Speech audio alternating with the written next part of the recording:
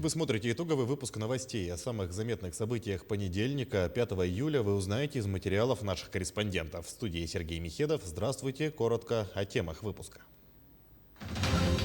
Более 90 пожаров тушат в Якутии. Совещание о ситуации в Горном, Татинском и Сунтарском районах провел Айсен Николаев.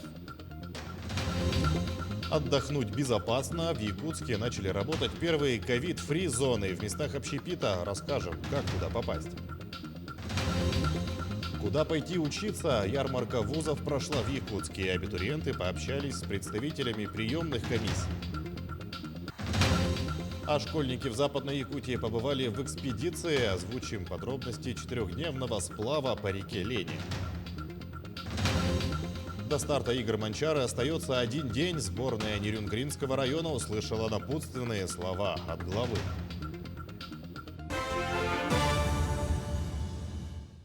Содержание химических веществ в атмосферном воздухе в период лесных пожаров превысило допустимые показатели в 4 населенных пунктах республики – в поселках Майя, Сунтар и в Вилюйске.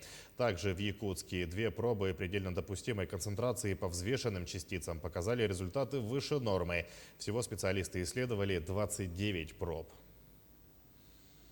А всего на территории региона тушат 91 лесной пожар в 20 районах и Якутске. На тушении заняты 2700 человек и 300 единиц техники. С начала суток ликвидировано 75 пожаров, из них 8 на территории 6 районов, по которым принимались меры по тушению, 67 пожаров в зоне контроля.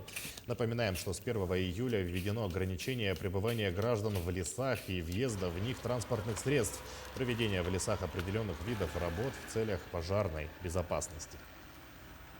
Совещание по вопросам борьбы с лесными пожарами в Горном, Татинском и Сунтарском районах провел глава Якутии. Глава Татинского улуса Михаил Соров отметил, что из-за засухи и ветреной погоды площадь возгорания расширяется интенсивно. Соров попросил направить к ним на помощь вертолет с водосливным устройством. Глава села Кюрелях Горного района Алексей Петров сообщил, что из-за ветреной погоды поднялся верховой пожар, и огонь вплотную подошел к республиканской дороге, которая находится в 5 километрах от села. О ситуации в Сунтарском улусе доложил первый замглавы Николай Александров. Огонь населенным пунктам и объектам экономики не угрожает. Айсен Николаев поблагодарил всех, кто сегодня трудится на тушении пожаров в данных районах, и дал оперативному штабу поручение решать все вопросы, которые они ставят. Благодаря поддержке Республиканского оперативного штаба и принятым мерам удалось отстоять и потушить верховой пожар. На сегодняшний день угрозы населенным пунктам и объектам экономики не имеется. На трассе Колыма разрешили движение на участке от 293 до 406 километра по направлению Якутск-Магадан. Напомню, ограничение действовало с 4 июля. Из-за лесного пожара движение открыто для всех видов транспорта.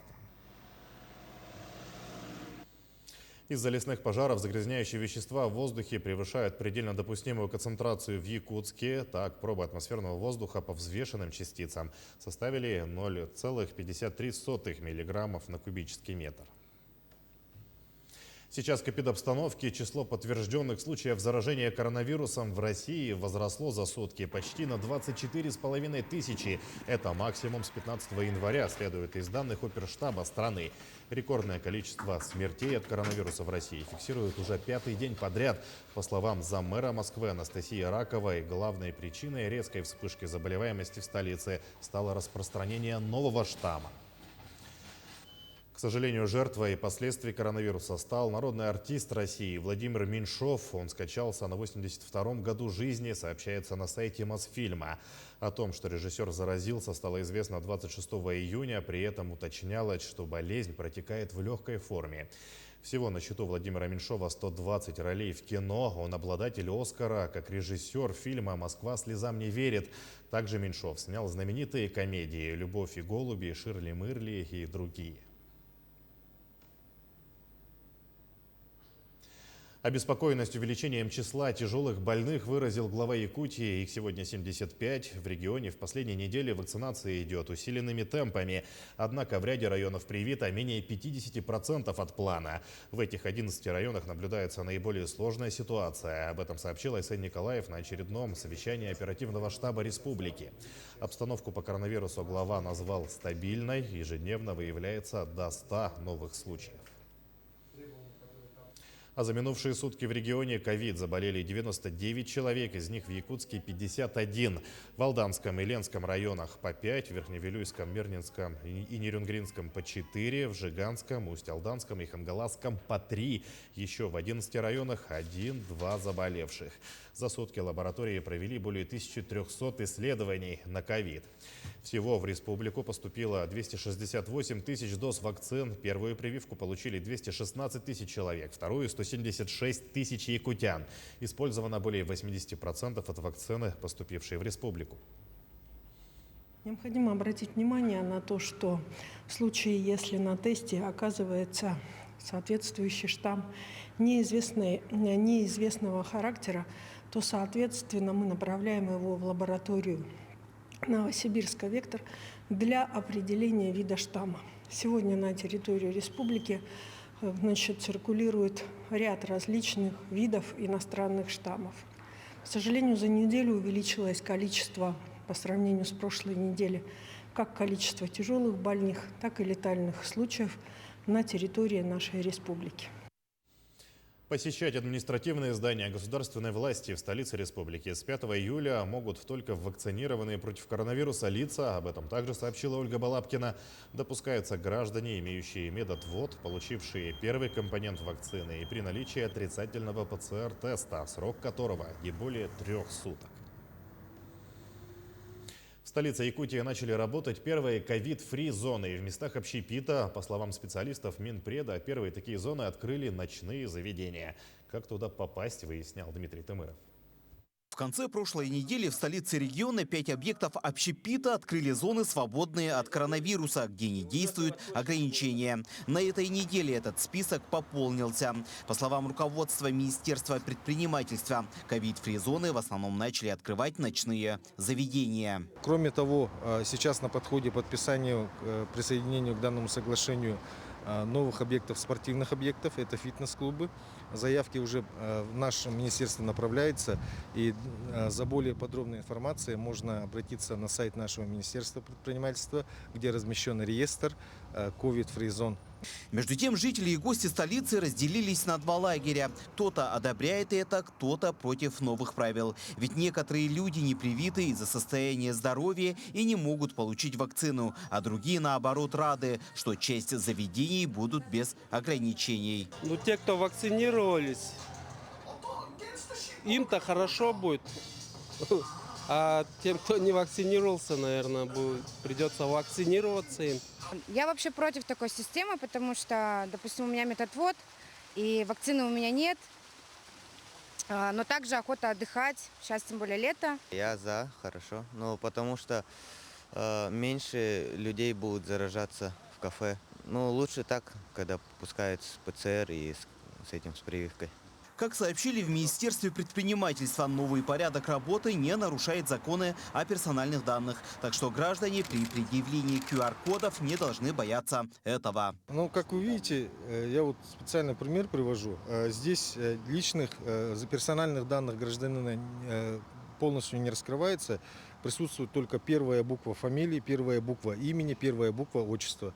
Ну и первые 2 цифры серии паспорта и последние 3 цифры этого паспорта. Начиная с этой недели нововведения вступили и по посещению административных объектов на территории республики. Об этом сообщили в региональном оперштабе. Так, с сегодняшнего дня посещение занятых помещений органами государственной власти на территории Республики Саха-Якутия в городе Якутске осуществляется лишь только вакцинированным гражданам при предъявлении QR-кода и, соответственно, если есть медотвод или поставлена одна вакцина при наличии свежего ПЦР-теста. Отметим, что сегодня на территории столицы вакцины можно получить в поликлиниках бесплатно. Главное иметь на руках паспорт, полис и СНИЛС, независимо от места регистрации. Дмитрий Тымыров, Елизавета Васильева, Батый Горохов, Якутск. На столичной площади Орджоникидзе сегодня собрались приемные комиссии учебных заведений и центровузов. Прошла ежегодная ярмарка учебных мест «Профориентация-2021». Абитуриенты смогли встретиться с представителями приемных комиссий и задать свои вопросы. Подробнее расскажет Валерия Наумова.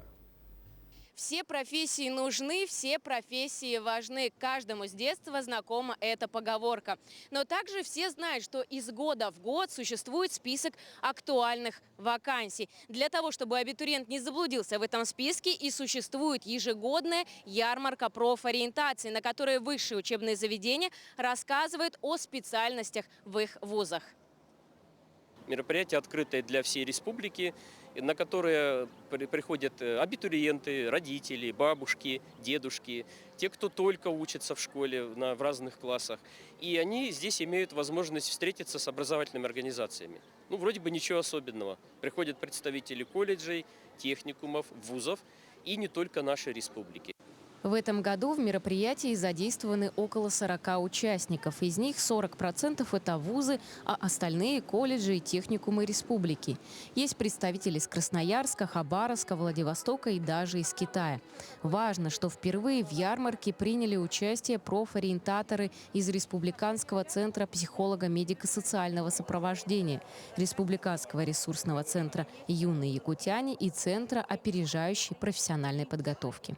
Есть специализированные такие учебные заведения, как Якутский институт водного транспорта, который обучает только судовождению, судостроительству, Жатайский техникум, есть Алданский медицинский колледж, который только обучает медиков будущих. В прошлом году мероприятие проходило в формате онлайн. В этом же году, соблюдая все меры безопасности, ярмарка вышла в офлайн-формат, что является большим плюсом. Прямо на площади абитуриент смог подать документы в выбранные заведения. Также можно было посетить павильоны специальных центров, которые работают по диагностике и выбору профессий. У многих выпускников прослеживается выбор творческих специальностей. СФУ, ЯКН, литературное творчество. Посмотреть вузы и ознакомиться с этими, с проходными баллами. На архитектора. Хочу в Санкт-Петербург или Новосибирск. Ярмарку могли посетить не только школьники, закончившие в этом году, но и выпускники прошлых лет. Выбор профессии – одна из самых важных задач, поставленная перед человеком. Немаловажная цель – это не просто выбрать профессию на всю жизнь, а найти дело, которым захочется заниматься до конца дней. Валерия Наумова, Михаил Тартакынов, Якутск. С 15 по 19 июня в Ленском районе при содействии Якутского отделения Русского географического общества состоялась школьная экспедиция «Возрождение». Ее приурочили к 400-летию поселка Витим. Маршрут экспедиции проходил через Ленск, Витим, Чапаево, Большой Потом и обратно в Ленск. Участники сплавлялись на лодках по реке Лени. Подробности в нашем сюжете. Даниил Цацульников живет в городе Иркутск, учится в 10 классе. Приехал в Ленск ради участия в экспедиции. 2 недели он и еще 17 участников сплавлялись по реке Лена, останавливаясь по пути во всех населенных пунктах. Разговаривали с жителями, которые делились своими воспоминаниями. Посещали забытые места и старые заброшенные храмы. Вели раскопки и фиксировали все на бумаге. Дни, проведенные в экспедиции, признается молодой человек, запомнит навсегда. С этой экспедиции запоминающийся момент, когда мы поднимались до Большого Патома по этой, практически горной речке. Это было невероятно красиво, невероятно захватывающе. И когда мы приплыли, Большой Патом, он же относится к Иркутской области. И вот это интересно было, то, что я как бы одной ногой дома. Это очень интересно. Мне завораживают постоянно красоты Якутии. Всегда уже, получается, мы прошли, если все посчитать, от Витима до Тикси, и красоты Лены поражают. Полина Иванова в экспедиции первый раз. Своей поездкой она осталась довольна. Много интересного узнала для себя, получила новые впечатления. Особенно девочки запомнились горы, находящиеся недалеко от поселка Пеледуй. Мне понравилось на горы залазить. Мы на 2 горах были, на Якутке и на Орле. Мне нравилось на старых кладбищах ходить, потому что там были очень старые могилы. Вот, раскопки делать старых храмов мне тоже нравилось. Думала, что будет скучно в первые дни, вообще очень домой хотелось. Там грустно было. А потом, когда вот мы в первый раз в Витиме на гору поднялись, все, я уже забыла о доме.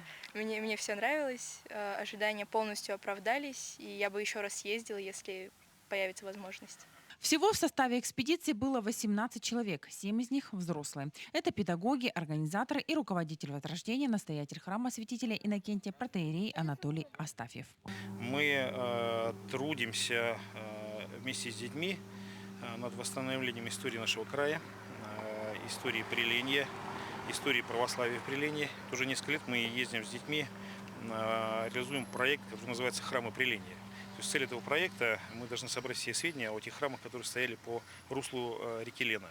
В результате этого похода экспедиции мы нашли 3 места, где были храмы, те места, которые никак не были в литературе обозначены, и как минимум 2 храма – это те храмы, о которых нет никаких данных в исторической литературе.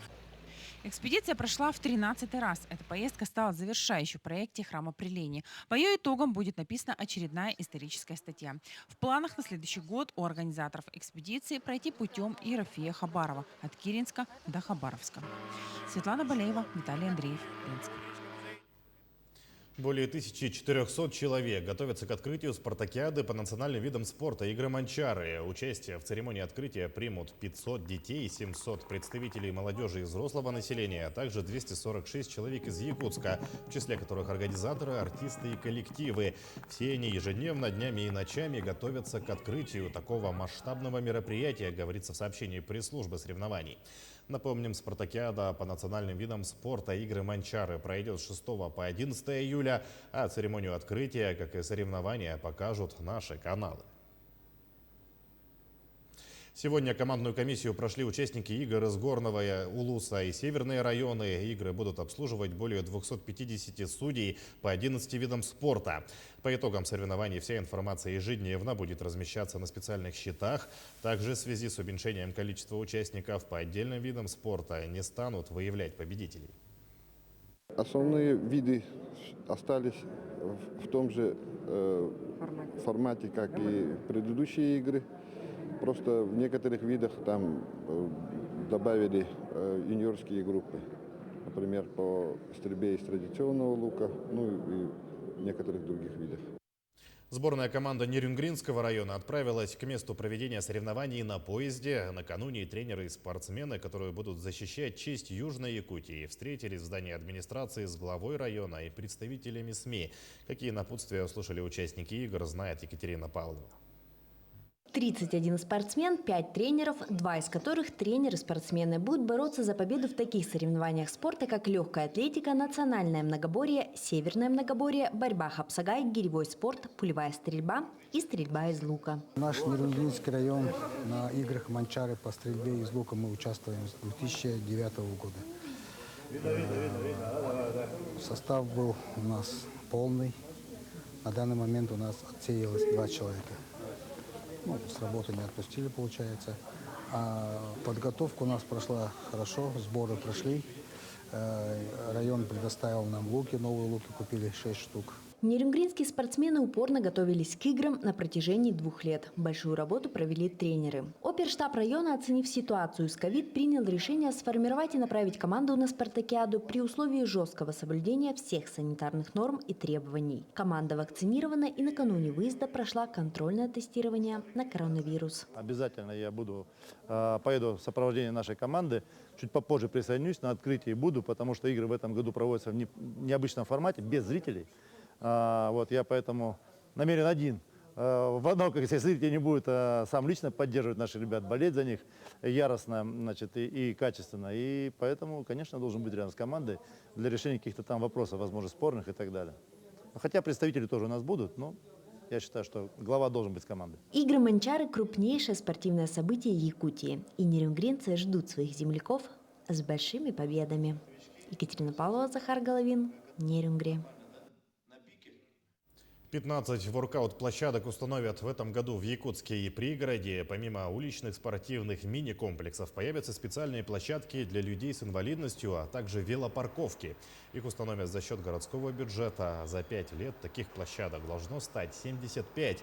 Ранее воркаут-площадки в Якутске были открыты в 2017 году на Теплом озере и в 2018 на территории городского пляжа. В этом году при выборе мест учтены пожелания и предложения горожан. Район Набережной жители столицы выбрали не случайно. Население очень просило об установке таких тренажеров именно по набережной Чернышевска, так как с утра тут занимаются люди, кто бегом занимается зимнее время, летнее время, кто скандинавской ходьбой, кто именно велосипедами ездит по этой набережной, вдоль набережной. По нашему округу по 3-летию благоустройства пошли дворы, которые находятся у нас на Лермонтова 58-56, Курашова 30/4, Петра Алексеева 7/2. И там будут устанавливаться именно воркаут-площадки с тренажерами, с детскими площадками, с мафами.